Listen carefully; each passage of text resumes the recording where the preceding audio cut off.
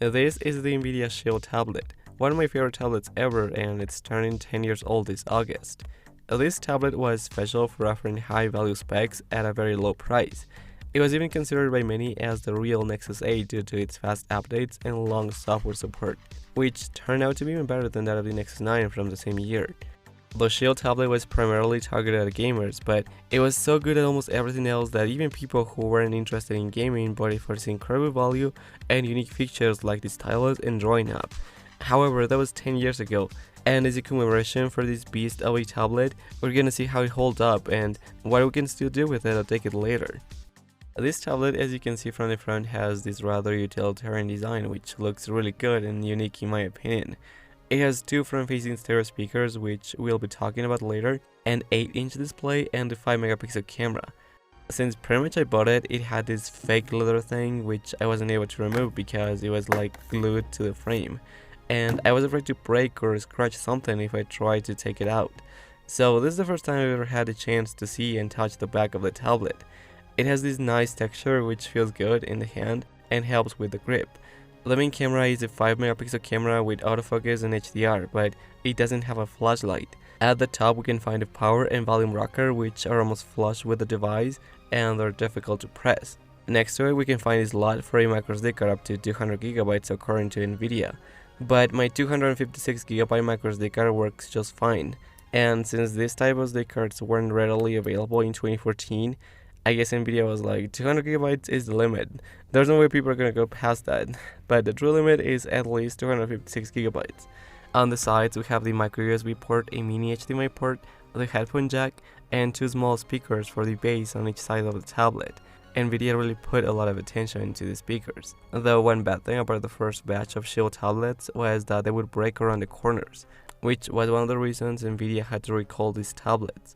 My unit is a later model, so it doesn't have this issue. The Shield tablet is a small and kind of clunky tablet.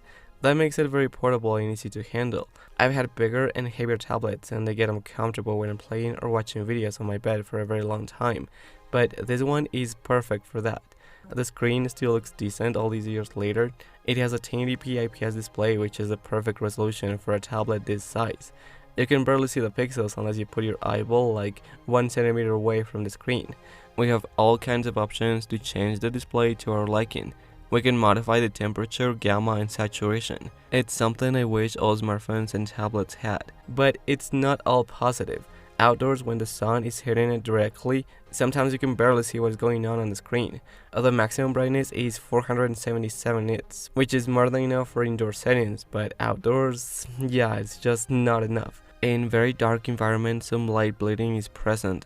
It's not extreme, but it is there. In fact, I had to manually raise the brightness of the image for it to be noticeable. The tablet, as I mentioned, was targeted at gamers, and it even included a controller, which I don't have because I bought mine on the used market. However, it does offer compatibility with other controllers like the PS4 or Xbox controllers. Since my PS3 controller only works when plugged into the USB port, I had to buy a second-hand PS4 controller to make better use of the tablet. The Shield K1 offers all sorts of options for gamers, such as the ability to play your games on the TV through the HDMI port. It offers you two options, mirror mode and console mode.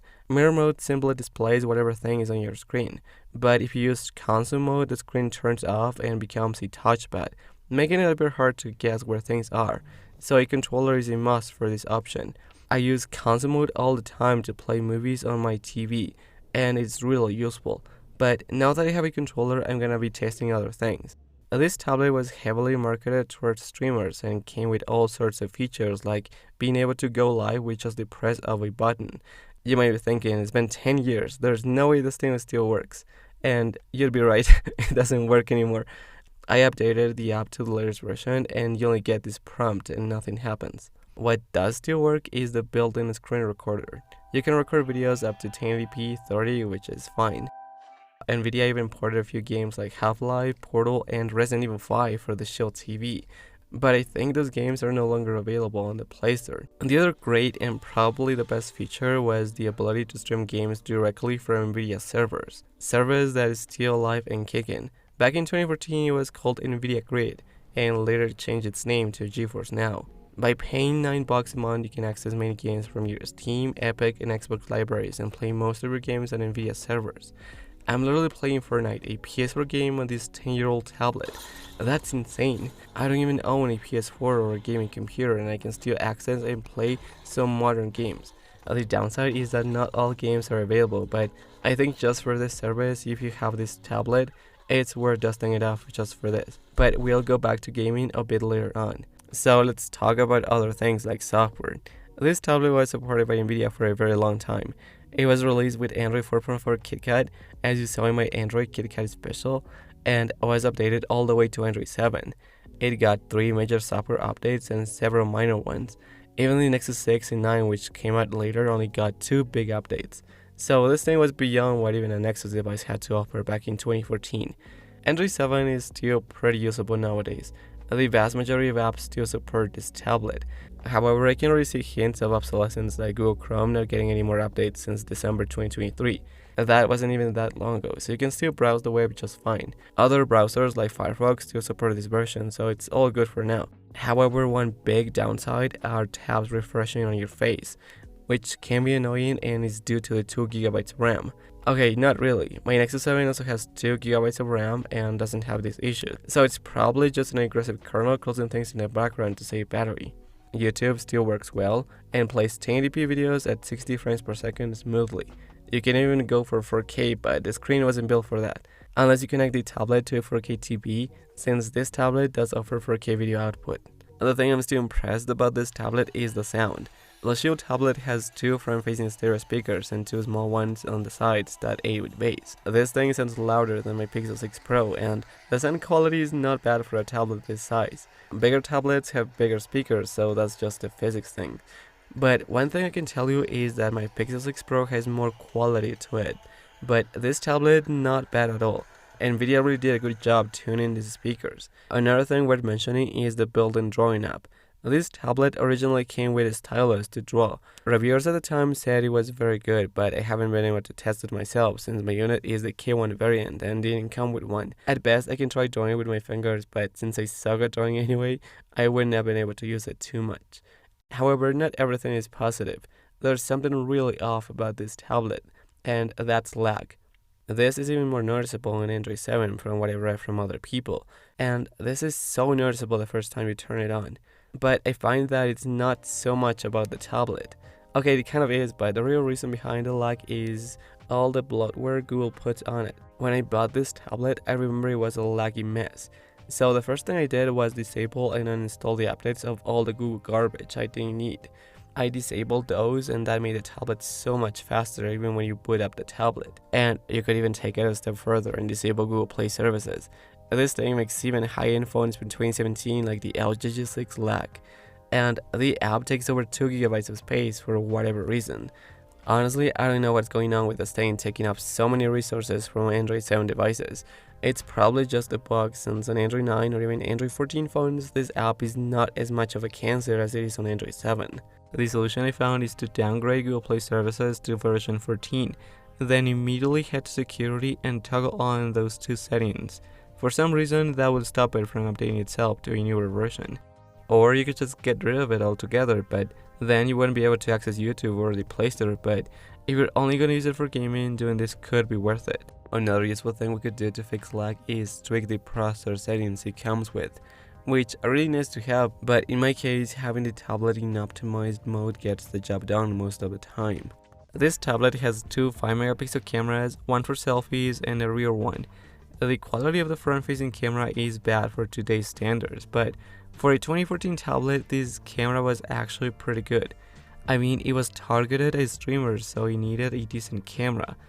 Now, the rear camera, despite having the same resolution, in terms of quality, it's actually better than the selfie one, but still, photos are not the best. The camera is much better than that of my old Nexus 7, but if I put it side by side with my Pixel 6 Pro, you can see how much cameras have improved. For 2014 though, this wasn't bad at all. I mean, it wasn't like in the top best cameras of 2014, but it was better than most phones from that era like my Galaxy S3 Mini.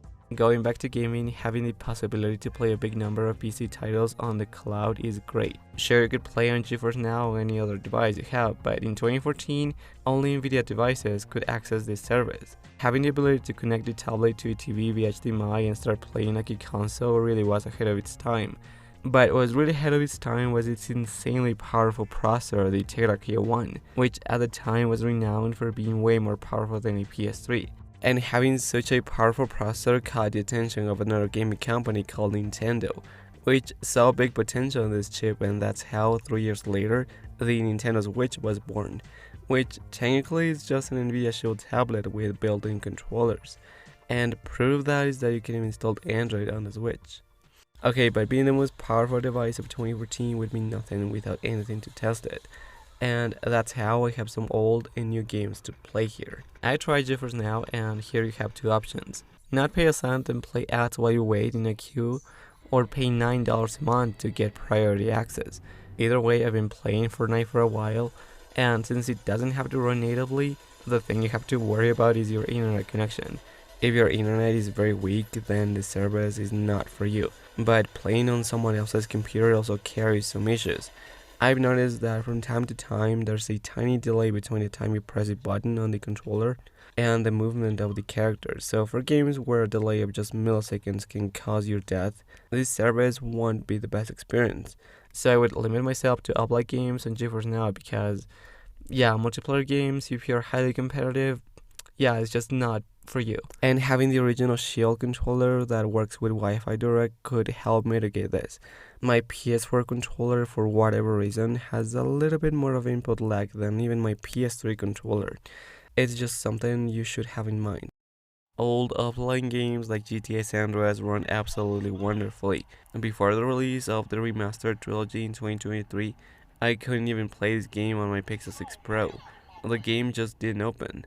So all devices like this tablet were one of the few ways to play this game on the go. Clash Royale, an old game at this point with hundreds of updates on top, runs perfectly fine. The 16:10 aspect ratio makes it easier to see what's going on in the game, but for some reason it didn't let me use my Supercell account. Gangster Vegas, one of my favorite games from a decade ago, also runs very well on max settings. I installed an old version because I guess the royalties expired, so I think GameLove got rid of all the music that made this game so iconic to me. So I had no choice but, to pirate this game, but this game is free anyway. Anyway, playing this game always brings back good memories. I remember when I said Minecraft was going to stop working on old devices by 2024 in my KitKat video.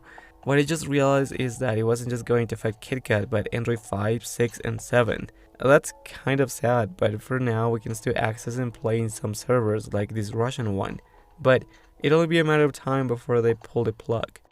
Performance is still decent 10 years on, but this will be the end of the line, unless you update the tablet to Android 8 or 9 with a custom ROM. Old games, check, but what about new ones like PUBG Mobile? Sadly, this game is barely playable nowadays. Performance gets worse and worse with every new update. In 2020, I remember I could play this game on high settings, but now it lags like crazy even on low settings, and graphics haven't even gotten that much better ever since. And then we have Free Fire, which is like a PUBG clone, but it's somewhat optimized for all devices, and as you can see, it runs really well on this old beast even on high settings. Finally, where I believe this tablet is still strong is emulation. We can pretty much emulate anything from the NES to Dreamcast and PSP era. I'm playing Crash Bandicoot for a PS1 at 2x resolution and with all the sound settings on max, and the game runs flawlessly. PSP emulation, on the other hand, is where it struggles a bit with a few titles.